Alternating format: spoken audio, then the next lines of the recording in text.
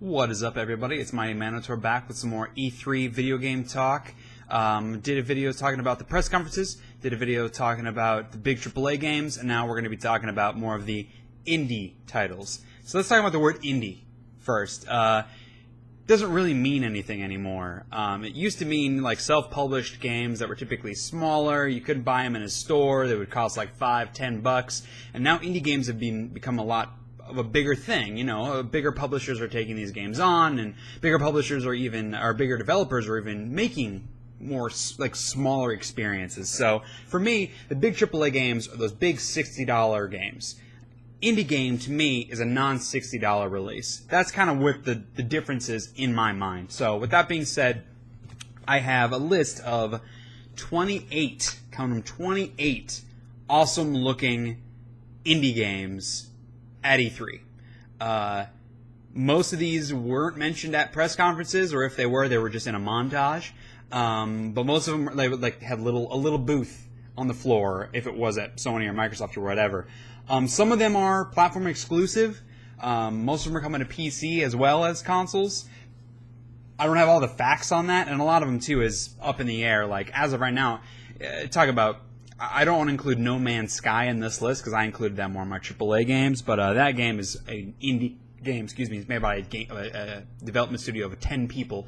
Right now they're only talking about PS4, but that'll probably come to PSV. Hell, it might even come to Xbox One, who knows. So there's no sense in really talking about the games being exclusives because until a game is out, it's not an exclusive to anything. So let's get started. I did all these in alphabetical order to make it easier to organize. So first off, we had Abzu, which was shown at the Sony press conference. It's by some of the people that worked on Journey.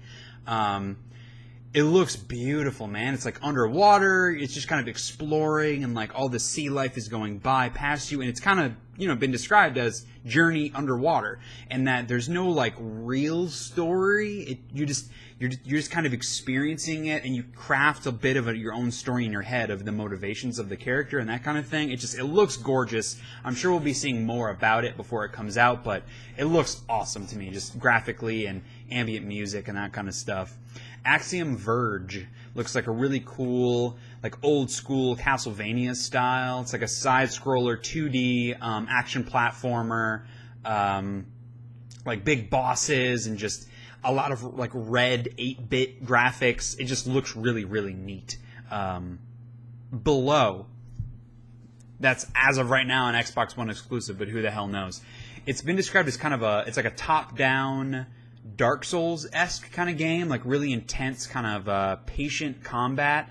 It looks beautiful, really minimalistic art direction. Lots of like open space where there isn't anything, and you're just kind of moving around and through these dungeons and fighting enemies and that kind of thing. It looks really cool. For some reason, it reminds me of Bastion. I'm not sure why, but just maybe because of the world of it and kind of how it's like, it seems dark, like not dark like Resident Evil, like a horror game dark, but like a sad kind of somber atmosphere to it. Looks really cool. Broforce, on the other hand, is the opposite side of that. Like that's like an over-the-top. It makes me think of the movie Expendables movies. Like see Stallone playing this, like with those roided-out arms, like yeah, kill everything. It's really like Rambo-looking side-scroller shooter. Like pixelated kind of graphics, has a good sense of humor. I mean, it's called Broforce after all. Bunch of explosions, big, huge machine guns, and all that kind of stuff. Looks like a good time. Counter Spy is seems like it's like a much smaller kind of game. I think it takes place in like the Cold War era. It's like a stealth kind of platform game, a little bit of combat maybe, but you're mostly like trying to hide from enemies and move through the world and solve puzzles and that kind of stuff. Cuphead was one of the standouts to me for sure. It's done in like 30s animation. Like if you look at like the original Disney cartoons, like the old Mario tugboat cartoons, where everyone's kind of like in it, like they're all like moving, big eyes, like everyone's got a smile on their face, and the character design is really cool. It looks really like, I guess it's like a hardcore. It looks like it's supposed to be a really tough game, which is an interesting dichotomy with the kind of cheery, like jazzy kind of music atmosphere to it. It just looks really unique. Like I've never seen a game do that kind of thing before, so that'll be really cool. D4 is a game they announced last year on Microsoft. It's Kinect based. It's supposed to be kind of like Heavy Rain in that you're kind of just experiencing this story and are able to influence the outcomes of conversations and that kind of thing. You're not like, it's not a shooter, it's not like a puzzle game or anything specific. You're kind of just experiencing and influencing the story. It's more of an adventure game. But you do it through Kinect, which immediately makes me like, bleh. But it looks cool enough. It's like a cel-shaded kind of graphics, so it looks cool. Danganronpa 2. Danganronpa 1, it's a Vita game. It's like a interactive story, like super Japanese kind of game. It's just a really cool, unique kind of thing. So the sequel is coming out anyway. It's a PS Vita game. Like the enemies are like bears, like cartoon, like teddy bear kind of things. It looks very funny, intentionally or unintentionally, and very, very Japanese. Really, really violent. Entwined, they showed off at the PlayStation conference, and that's available now. Like, they announced at the conference, like, hey, check out this cool game. Doesn't it look awesome? Go buy it literally right now on this PlayStation Store, which is a cool thing. This one, I was trying to come up with, like, little breakdowns, just sort of reminders of what this game is, and it was hard for me to think of what Entwined really is. It's a dual-stick game, but it's like, if anyone played, what's it called? Rez. I think it's Rez, where it's like, kind of music based, and you're it's hard to like put a picture in your head, but you're moving like you're moving where the characters are on the screen, and the world is going past you. So like your characters, it doesn't look like they're going forwards, it more looks like the world is coming at the characters. Hopefully that makes sense. But it's like a love story between like a bird and a fish that they can't be together, and they're trying, like their souls are trying to be together, and it seems like there's something much deeper to it than the gameplay that we've seen. So I'm really curious to check it out. I have too many games on my plate and not enough time to go just buy it right now. I think it's $10, but hopefully in the coming weeks I plan on picking that up and playing that. So that looks really great. Everybody's gone to The Rapture, something that was teased. They put like a little teaser trailer for it. I'm not sure that that's even really an indie game, but it's by the people that made Dear Esther, which was absolutely like an indie PC game. It's like a first-person exploration. It's done in the Crytek engine. It looks beautiful. I had another note on here. I think it's being published by Sony Santa Monica, which is cool. Yeah, it looks really interesting, exploration kind of thing, and graphically it's stunning, and it's like a 30-second teaser trailer, so just like an announcement of what it is. And obviously it's some kind of post-apocalypse with a rapture. I'm not sure if it's going to be dealing with any biblical, spiritual themes or not, but it looks really promising. Grim Fandango is being remastered. That's an adventure game by Double Fine. Yes. Right? Tim Schafer, which the IP was it's published by LucasArts, which they don't exist anymore. Disney owns all those IP, so we can't really do anything with them until this point. But Sony's getting remastered Grim Fandango, which is really cool. Really great adventure game. Hopefully this means we'll be getting Monkey Island remastered. I would definitely be looking forward to that. Hellraid is a game that I've been hearing a little bit about for a while now. It's a first-person like dungeon crawler. It's like Skyrim-esque kind of combat, swords and axes and like magic. Graphically, it's beautiful, like skeleton-type enemies. It's not all underground, but it's very kind of like a dark fantasy-style game. It just looks it looks like a really solid first-person kind of exploration combat game. And I'm kind of surprised that it's like more of an indie game, smaller studio making it. Hotline Miami 2 has been announced. Hotline Miami 1 was awesome. It's a top-down, super violent kind of pixelated shooter. Making another one, has a great sense of humor. Awesome, kicking ass soundtrack in the first game, so hopefully they have that in the second as well. Hyperlight Drifter seems very much like the original Zelda games were, where it's pixelated, top-down, kind of moving around, kind of with the screen like shuffles over when you go off of the screen. That's a pretty cool thing. Graphically, it looks beautiful, really minimalistic kind of design, and it's like small pixels. It reminds me a lot of like what Fez looked like. Not as colorful, but kind of in that same vein.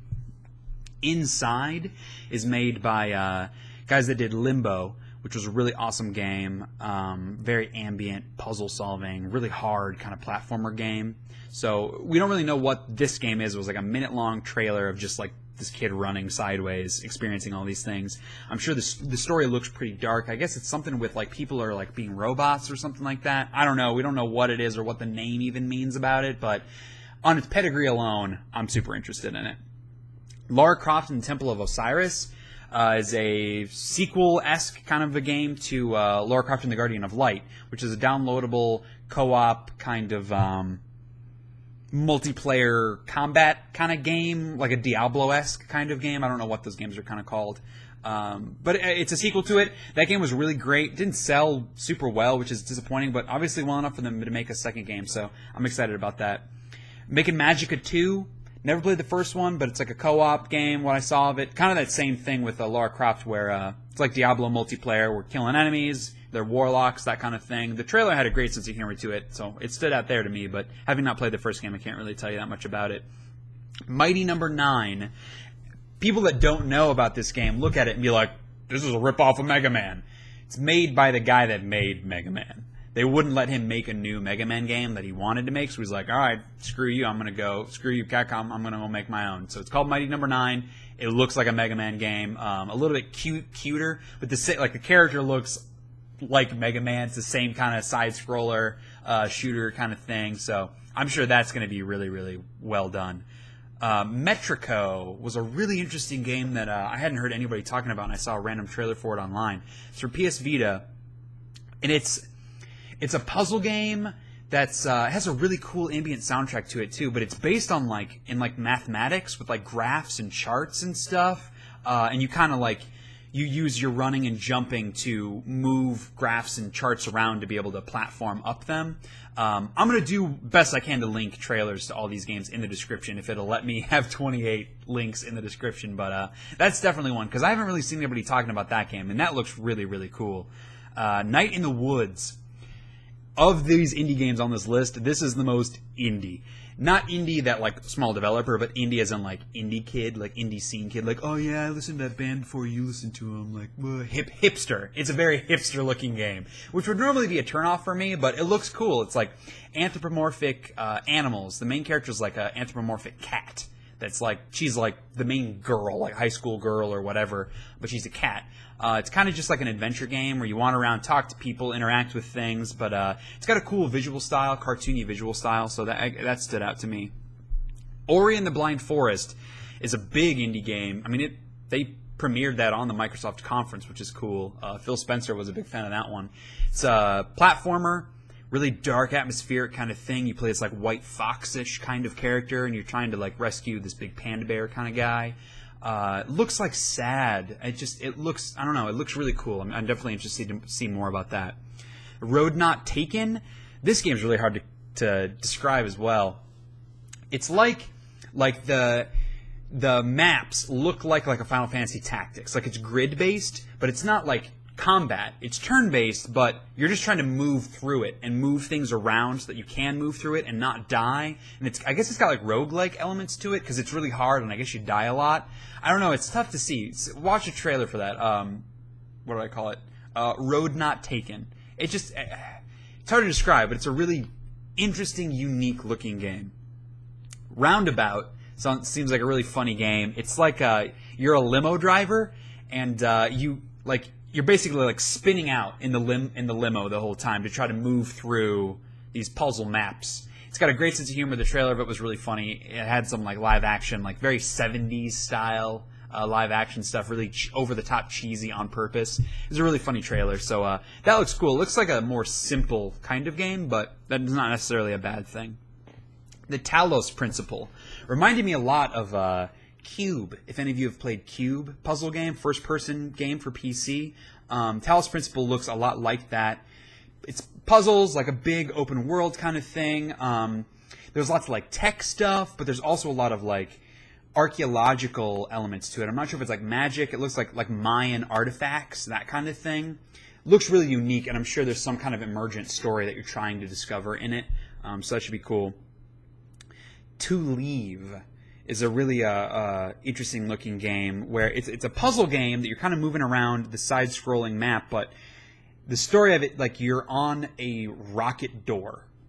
It's like this magical door that you use to platform, it's really odd and bizarre and like it's a cool kind of story-focused trailer that I saw. It seems really neat. Valiant Hearts, one of my most anticipated indie games for sure. That is, it takes place in World War I. It's like an interactive story. There's not a ton of like gameplay to it, but it's from the perspective of a dog it's like a medical dog that carries around medical supplies on the battlefield. And he interacts with I think it's like 4 or 5 different soldiers during the war. World War I, it's a very unexplored space in games, which is neat. I mean, you play as like a dog, sounds cool. The story of it sounds really, really interesting, and I'm sure I'm going to be crying by the end of it because it's talking about a dog, and if he dies, White Knight is a really, really cool. It reminds me of Sin City, not Sim City, Sin City, the movie's comic books. It's black and white. It's like a puzzle-based game, but it's all based around light sources. So in that, it reminds me a little bit of Unfinished Swan, where it's like everything just looks black, and you move your light around, and that kind of gives you where the textures are. And it had a really cool ambient music in the trailer of it. Not sure if it's actual in-game music or not, but it seems really cool and unique, and I love that it's black and white. It's got its own kind of unique visual style to it, and some kind of like mystery solving is what you're trying to do. You're like a detective kind of trying to figure something out. And then the last one on the list, one of the biggest ones for me, The Witness. This one was revealed at the Sony launch event, or not launch, Sony reveal event, their own like press conference that they did when they announced the PS4. They showed off The Witness. It was originally supposed to be a launch game. Obviously didn't make that. But it's made by Jonathan Blow, the guy that made Braid, one of the most talented indie devs out there. It's a puzzle game, big open world that you can explore.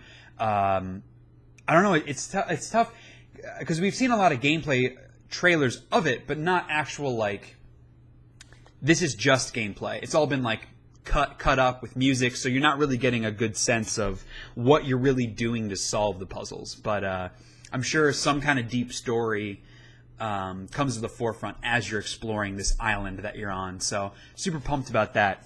Biggest standouts to me, besides Witness, obviously, Abzu from the guys that made Journey looks really, really cool. Below, Xbox One exclusive, unfortunately, but that sounds awesome.